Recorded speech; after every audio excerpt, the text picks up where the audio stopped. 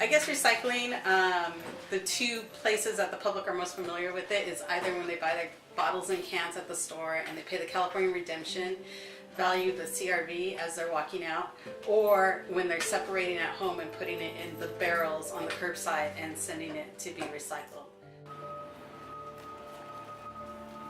Curbside recycling in California for residents is mandatory, and so you have your separate, there's two ways to do it. There's the clean MRF and the dirty MRF.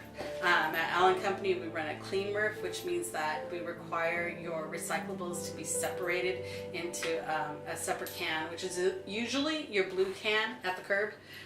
You generally have the black can for trash, the blue can for recyclables, and the green can for green waste. We don't handle green waste or trash here at Allen Company. We only do curbside recycling. So, what your curbside recycling, it comes to our plant. It's picked up by a trash hauler in a separate container and then brought to us.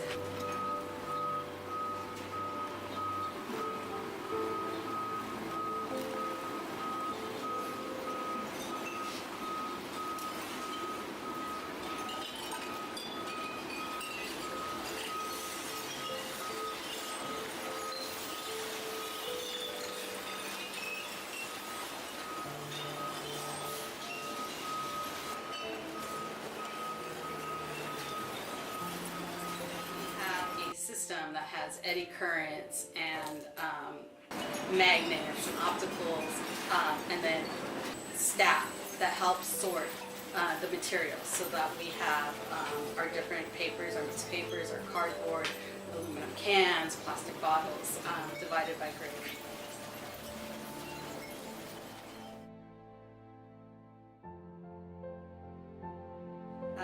For recyclable materials to be recyclable, they need to be segregated by the type of grade they are. So paper needs to be with paper, cardboard needs to be with cardboard, and that's the only way that there's value in that material. So we work very hard to segregate those materials.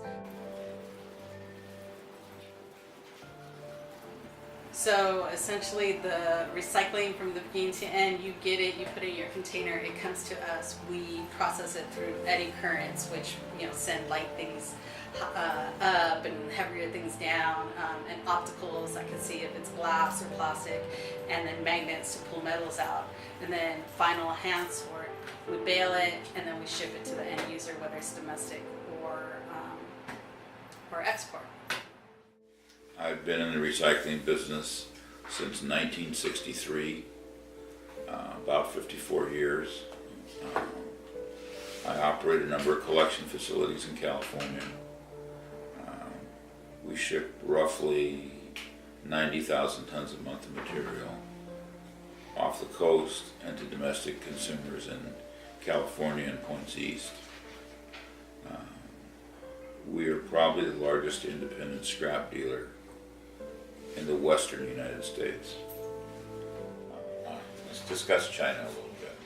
It's the largest consumer from the United States of exported raw material for reprocessing, and that includes paper, metal scrap, and plastic scrap. It's also the largest country population-wise with 1.3 billion people. It is surprisingly efficient, and the government is in absolute control. And they have put up a doctrine that they're going to have an environmental fence, and only the cleanest of the clean raw material will be going in there as a product to be used to remake into paper or remake into plastic again, or remake into metal again, both ferrous and non-ferrous. They're Zorba is a grade that we have when we shred cars. It's Z-O-R-B-A. And it's the aluminum that's captured when a car is shredded and taken away from the steel and all the other contaminants. And it's about 5% other. The Chinese have banned it. They don't want it because it has 5% trash in it.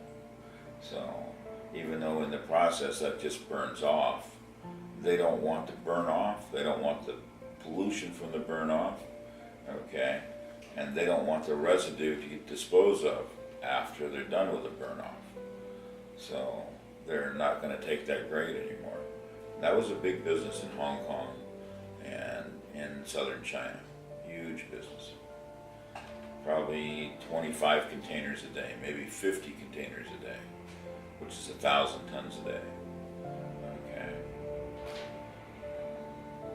The Chinese government's very serious about cleaning up the air pollution, cleaning up the water pollution, and cleaning up the environment. And I think they'll get it done. So we'll see.